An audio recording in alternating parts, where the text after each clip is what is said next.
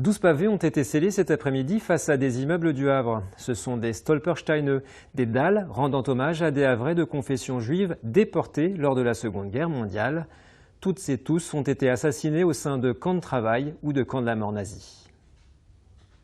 C'est ici, au 10 rue Léon Cassadour, que la famille Lederman-Loeb vivait avant d'être assassinée. En 1943, Pauline, Mina, André et Jean sont déportés dans des camps d'extermination. Une histoire familiale que Samuel Sandler entend depuis qu'il est enfant et dont le souvenir a été ravivé en 2012. Certains de ses proches ont été abattus par Mohamed Merah. L'histoire de notre famille, c'est l'histoire d'une famille juive sur un trottoir de France. La génération d'avant a été arrêtée et déportée.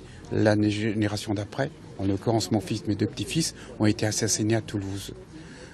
Alors, Elie Wiesel a dit, le terroriste tue toujours deux fois, la seconde fois par l'oubli.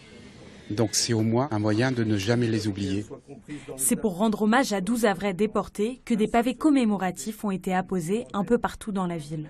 Le travail qui a été produit par les élèves est absolument admirable, remarquable. C'est en effet grâce aux recherches de plusieurs collégiens et lycéens que des histoires de familles havraises déportées ont pu être reconstituées.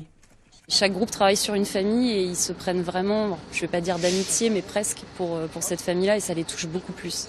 Jacqueline Abraham multiplie les démarches afin que ses parents soient reconnus morts pour la France en avril 1947.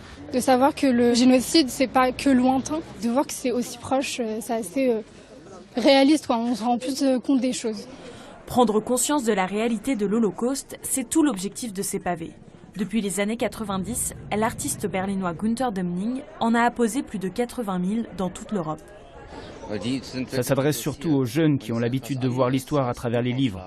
Quand on lit 6 millions de juifs déportés, ça ne veut rien dire. Alors que là, quand on voit des pavés répartis un peu partout, ça parle beaucoup plus aux gens. Un projet pédagogique qui va s'étendre sur plusieurs années et qui s'intéresse aux juifs déportés, mais aussi à toutes les autres victimes du nazisme.